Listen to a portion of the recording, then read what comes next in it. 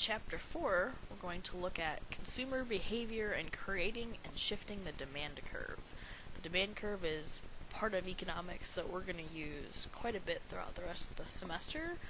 So this is definitely a really important lecture to understand and be able to apply in the homeworks. So I mentioned last time that economics tends to operate under a lot of assumptions. So one of those assumptions that I mentioned also last time was that consumers are going to spend everything. So we're going to assume that if consumers have $10 to spend, they are going to spend all 10 of those dollars.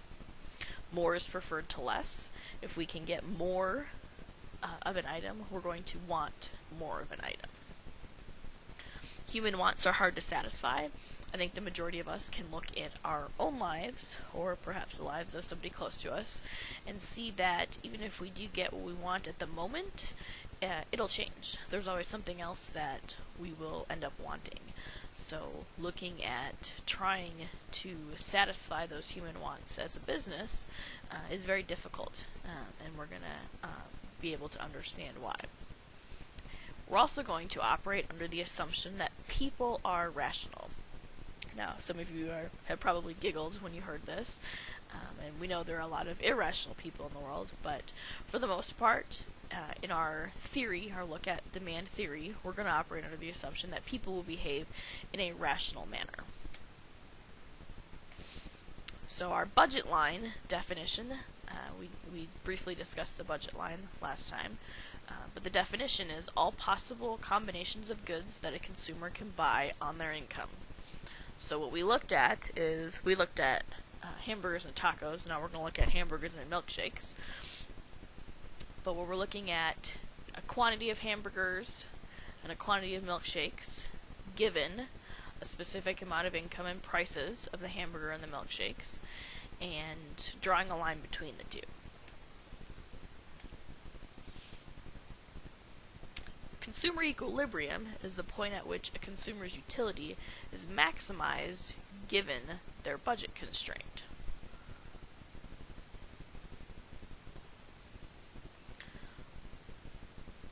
So what we're looking at is we have a budget line, and remember our utility curve, or our indifference curve, would be drawn like that, so it's kind of a sideways C.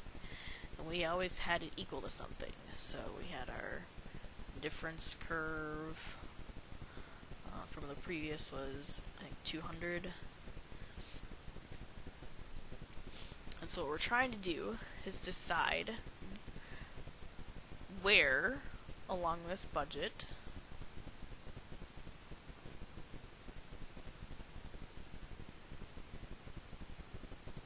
will we see the consumer's utility maximized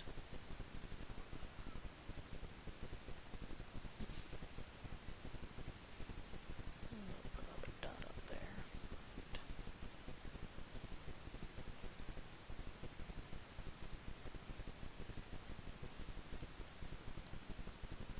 So where can the consumer maximize their utility given their budget constraint? I'm going to put some labels out here.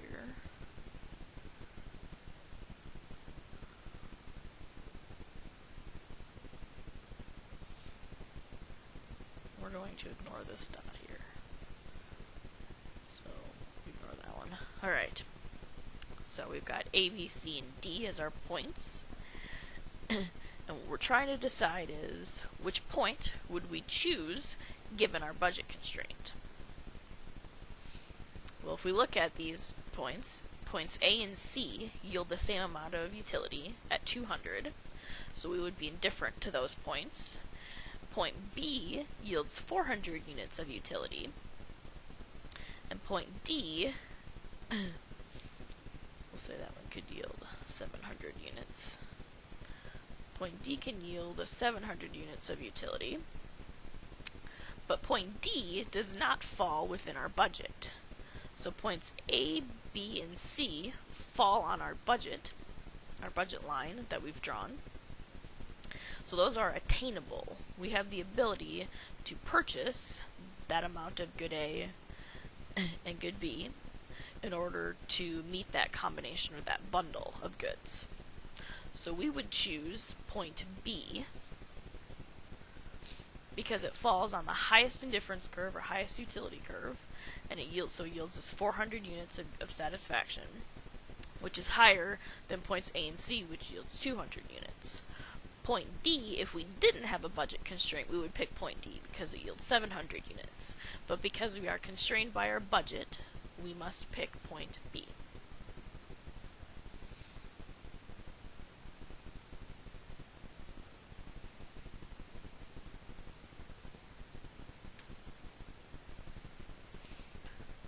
Moving on to demand curves, the quantity of goods that a consumer will buy at different prices for that good at a point in time is the definition of a demand curve. So in simpler terms, what we're looking at is if something, let's say milkshakes, cost $1, how many milkshakes are consumers willing to buy at $1? Ceteris paribus means everything held constant. So it's a Latin term meaning all else held constant. So if any of you are thinking about some what-if questions as we go through this, remember, ceteris paribus, all else held constant. So how do we find individual demand curves? What we're going to look for is consumer equilibrium at two different prices. So what we have here is what we call a horizontal summation of individual demand. So individual demand means somewhere out there, someone has gone out and they've asked people. So they went and talked to Susan, they talked to Joe, they talked to Mary, they talked to Ben, and they found out if you were buying a milkshake and it cost 50 cents, what is the number of milkshakes you would buy at 50 cents? So if we talk to Susan,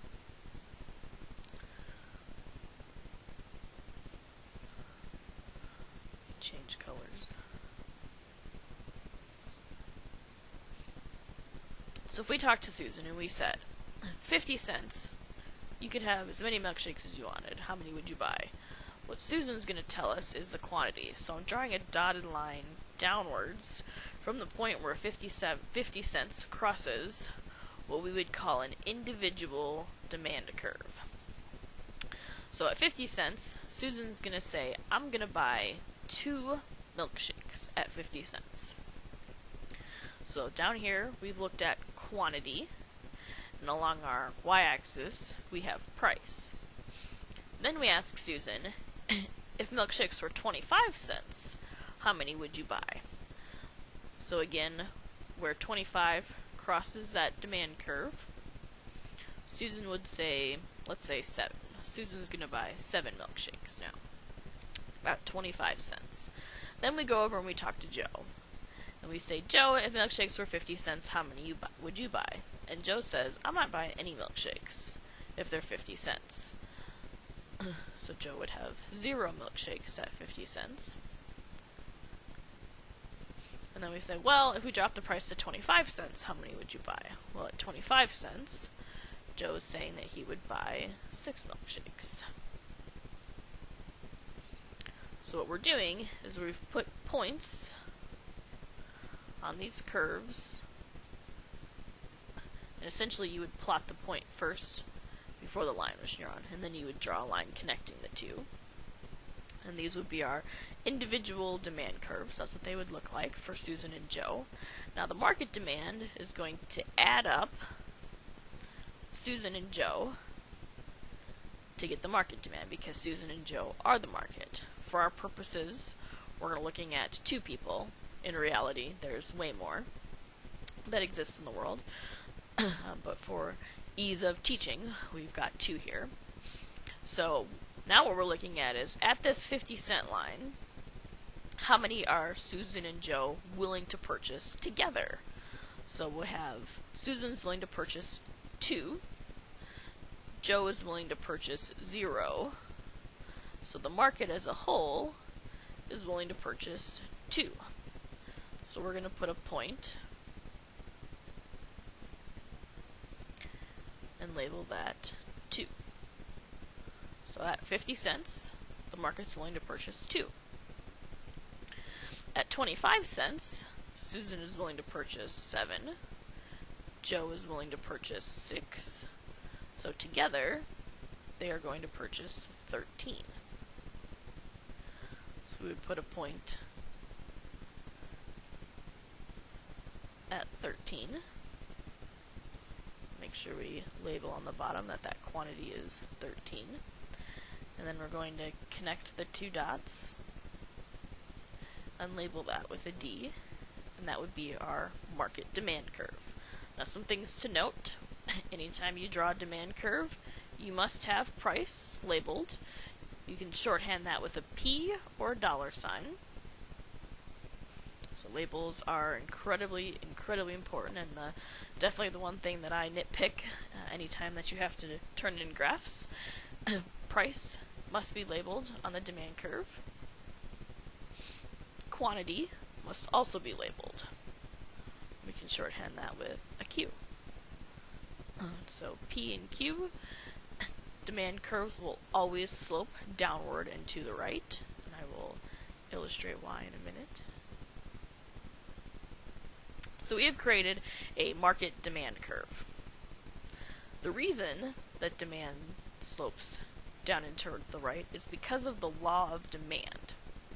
And what this states is that lower prices, people are going to be willing to purchase more of that commodity.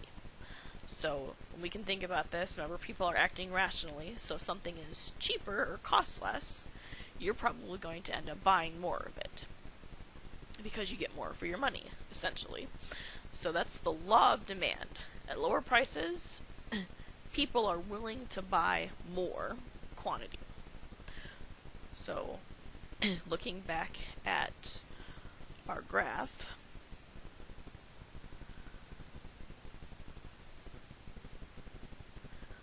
so if we have our price and quantity and the demand curve, what this is stating is that this price is higher than this price. So price 1 is higher along our y-axis than price 2. So at price 1, we'd be willing to purchase quantity 1. And if we decrease from price 1 to price 2, we would end up purchasing more, because as we move to the right along our quantity curve, or quantity line axis, it shows an increase in quantity. So this decrease in price yielded an increase in quantity, which illustrates the law of demand.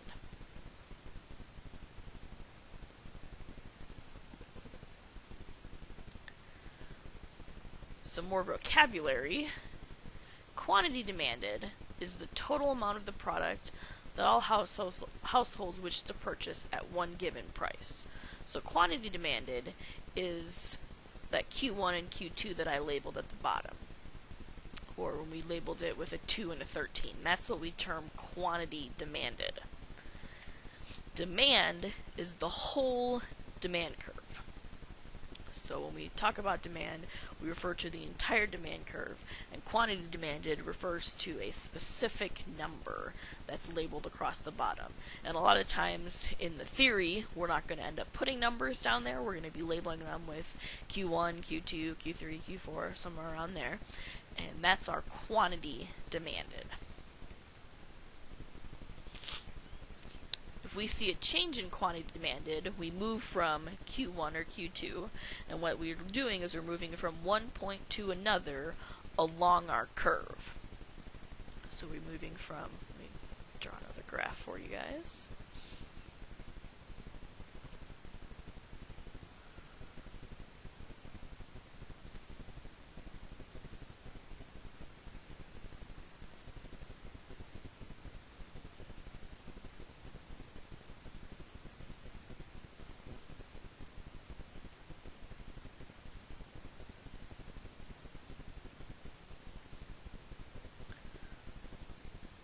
these two intersect, we put a point. So if we say that's point A,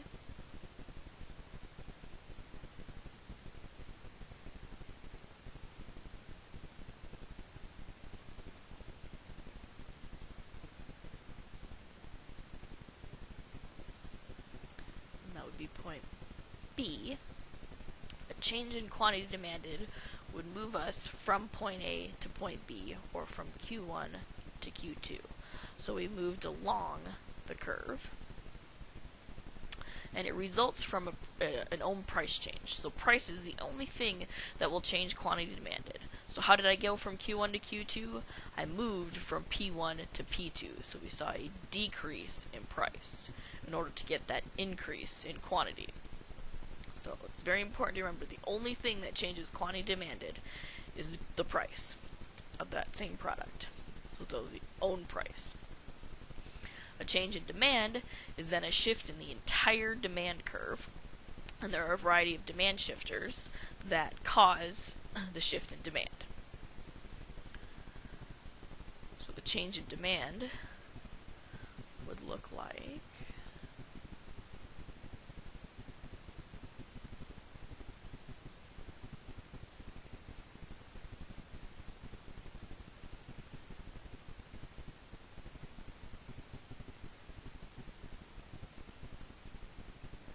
so we move from the whole curve D1 to the new curve of D2. Or we could go to the left and end up with D3. So you'll also note that on these I'm not only labeling price and quantity, but I'm also labeling my curves. So I'm labeling D1, D2, and D3. And up here, where I've labeled along the side, anytime I'm looking at quantity demanded, I need to label the prices and the quantities down here as well. So economics deals with a lot of graphs, and these graphs illustrate changes, and it shows and tries to apply what we're learning.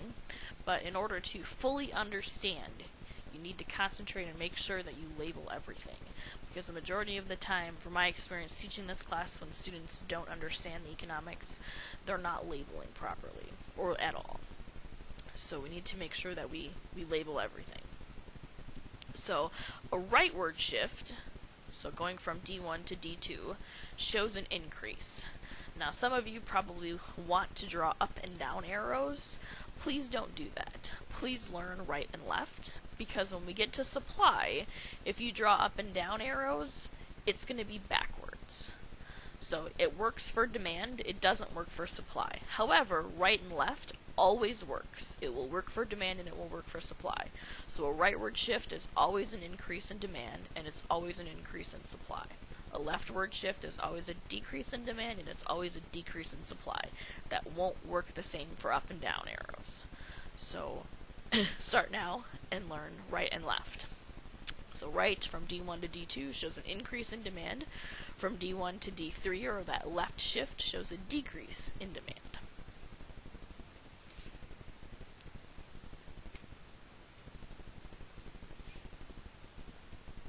There are a variety of things that shift the demand curve.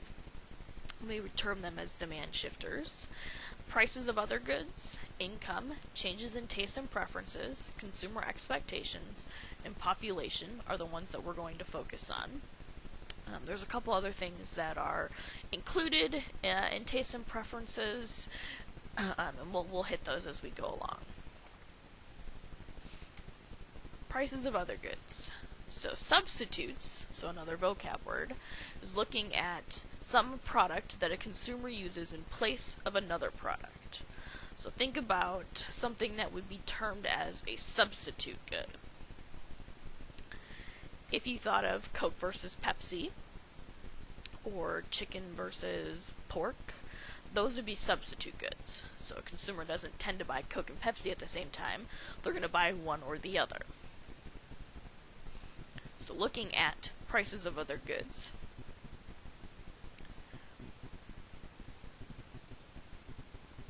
We're actually going to use two graphs here. Put another one up here. I found it tends to be easier to teach this with two graphs. Alright. So let's look at, we have a demand curve for Coke. So here's our demand curve for Coke. And what we're going to do is we're going to put in an original price and quantity.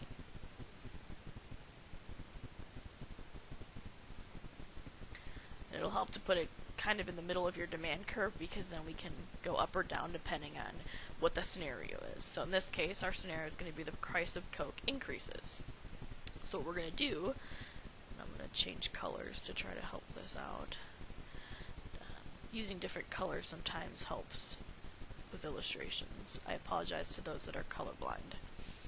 So if we draw an increase in price, so we move from P1 to P2, where that hits your demand curve is going to tell you how much quantity the consumers are willing to buy at that new price. So what we've seen is that if we increase the price of Coke, we're going to see a decrease in the quantity of Coke purchased. So the quantity demanded of Coke will go down if the price of Coke increases. So then what we're going to look at, go back to my other,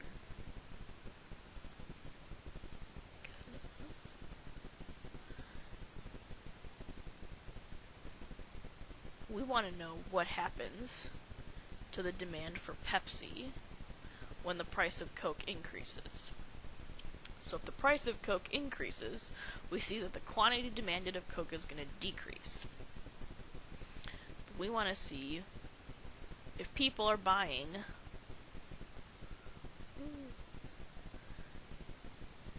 here's a fun rule of law of economics. It's called it's actually a theory. It's called the big dot theory. You draw something just a little off, just make the dot bigger so it kind of looks like you're right. So we have our original price and quantity. If we're buying less Coke, we're going to substitute that by buying more Pepsi. And to do that, the price of Pepsi isn't changing, but we're going to end up buying more quantity of Pepsi over here. So to make this occur, if we have this new dot out here, we're just going to draw a new demand curve in order to reach that new quantity of Pepsi that we're purchasing. So in order to get the quantity demanded of Pepsi to go up, we need to shift the demand curve, because we can't change the price. Nothing happened to the price of Pepsi. So it causes us to shift the entire demand curve in order to meet that quantity demanded increase that we see by going from Q1 to Q2 here.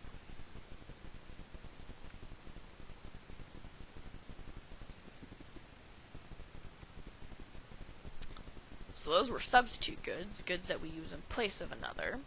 Complements are goods that consumers use together. So think about some goods that go together. You would consume together. If you thought about bread and butter or peanut butter and jelly, you're on the right track. So those are complement goods. Most people use peanut butter and jelly together. Most people use bread and butter together. So if the price of bread increases, and again we're going to use two graphs here to practice some more of the demand concepts.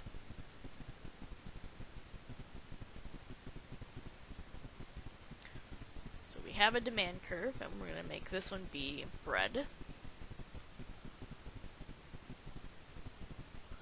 which is going to make this one be butter.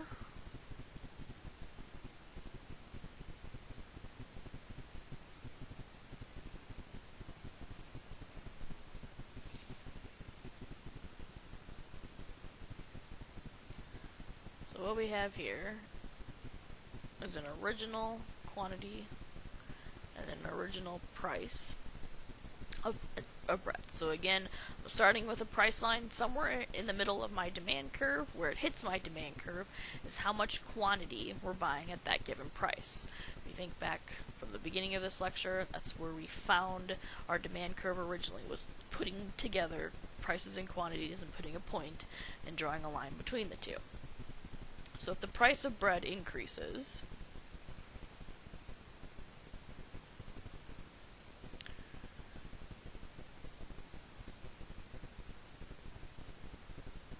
so draw yourself an increase in price.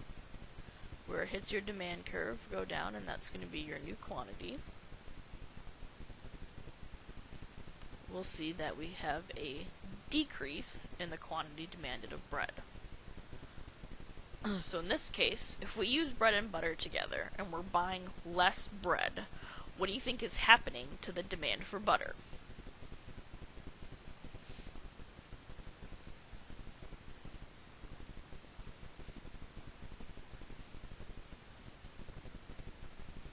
Well, nothing is happening to the price of butter. So our price of butter is staying the same. But if we're buying less bread and we use bread and butter together, what's going to happen is we're going to end up buying less butter. So what we need to illustrate is there's some sort of decrease in the quantity demanded of butter. So if you draw yourself a decrease in quantity of butter, we'll need to draw a new demand curve. These are supposed to be straight lines. So a new demand curve, so we see a decrease in the demand for butter. So the quantity demanded of bread goes down, and the quantity demanded of butter will follow it. So complements will go the same direction. So if the goods are complements, or they're used together, when the price of one goes up and the quantity demanded of that one goes down, the quantity demanded and the demand will decrease for the complement to that good. Whereas previously on the substitutes ones, they went in opposite directions. So there are little tricks of the trade as we go through this. Income is going to be the next one that we're going to discuss. And again, we'll have two different things to look at. So a normal good is a good that a consumer will buy more of as their income increases.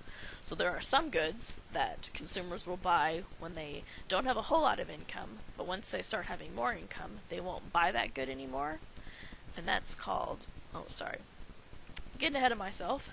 But we're not looking at those types of goods. So we're looking at goods that consumers tend to buy more of as their income increases. The majority of goods end up being normal goods. So if you're a little unsure, it's probably a normal good. On the next slide, I'll outline specifically what we term as an inferior good.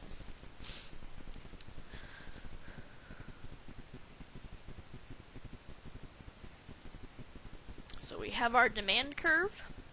If our income increases, we're going to end up buying more, which means we're going to see a shift or an increase in our demand curve. And what we're illustrating here, and again this helps some students and confuses others. So if you understand the concept of an increase in income increases my demand curve for that type of good, great. You won't need to write all the rest of this in right now, but some people kind of need to see the quantity demanded part of it, so I'm going to write that in there. So my P1 and Q1 is where I start. If I have the ability to purchase more Doritos, I'm going to purchase more Doritos because more is preferred to less. And so I'm going to increase that quantity of Doritos. Only the price doesn't change, so in order to do that, I need to shift my demand curve to meet that new point where P1 and P2 would cross.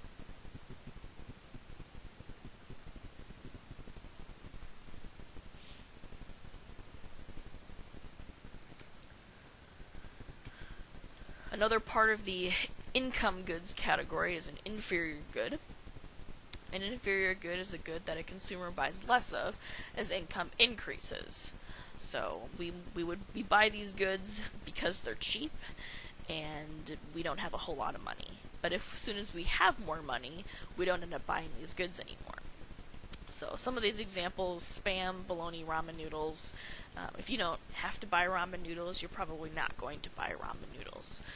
Same with Spam and bologna. You might end up buying ham, actual ham, or any sort of a turkey meat in place of those inferior goods, because they are more expensive, but you now have more money because we have seen an increase in income. So as income increases, what we're going to have is a decrease in the demand for these goods. And again, if you need to see the price and quantity demanded changes, here's my original price and quantity. And we know that if income increases, we're going to buy less of them. So that's what our inferior good definition tells us. So I would show a decrease in quantity. And in order to get to that new point of P1 and Q2, I have to draw a new demand curve to come across that. So as income increases on this one, we're going to buy less Spam. The quantity demanded of Spam is going to decrease, which causes that demand curve to shift to the left, or to decrease.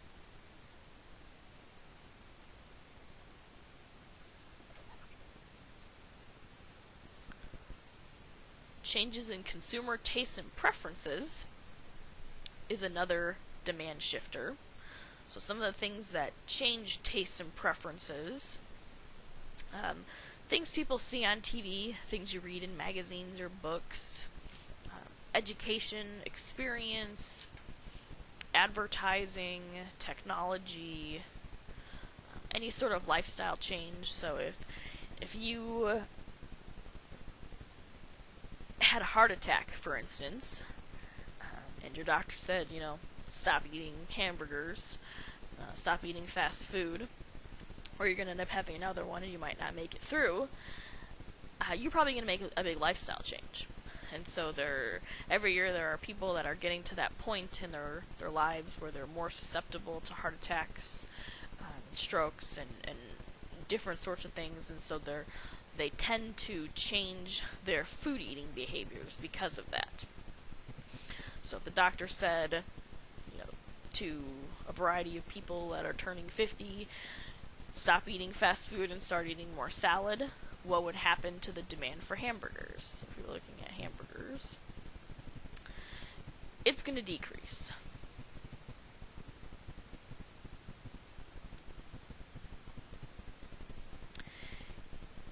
If we educate a lot of people as to what exactly is in a hot dog, or how hot dogs are made, what do you think is going to happen to the demand for hot dogs?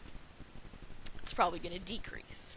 On the other hand, if we educate people on how to cook with tomatoes, or how to cook with asparagus, what do you think would happen to the demand for those products? They would increase or go the other direction. So if you educate people on how to use products, you will probably see an increase in demand for those products. Advertising and just showing products on TV. I think every time a Sonic commercial comes on where they drizzle the chocolate onto the ice cream, it makes me want to go have Sonic. So what they're trying to do is they're trying to increase awareness and to increase that demand for that specific product.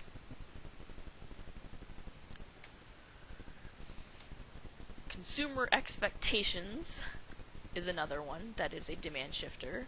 So what consumers expect to happen will influence their current demand.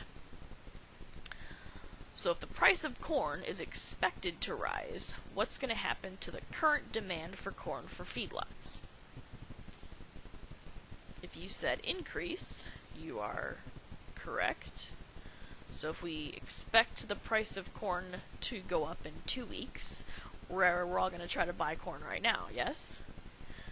A couple years ago we saw this with gas, and we'll probably end up seeing it again fairly fairly into the recent future, there's been some rumblings about gas prices going up dramatically this summer. So people might end up attempting to buy as much gas or diesel as they can now, in order to hopefully counteract that increase. And actually, I will prove later that when we get to supply that you're actually causing the price of gas to go up by doing so. But that's a couple lectures down, and we'll get into that one. But what consumers expect to happen can influence the current demand. So it can either increase or decrease based on what the scenario is. So it's really important to read and understand what the scenarios are saying and think logically. Remember, we said consumers are going to act rationally. So this is really where that comes into play. Changes in population increases, the demand is also going to increase. So when school becomes back in session in August, the demand for pizza in Sterling increases. We've added more people in Sterling, people that eat pizza, and so the demand for pizza is going to increase. On the other hand, on the other side of that, if population decreases, demand will decrease. So in May, when all the students go home, the demand for pizza goes down.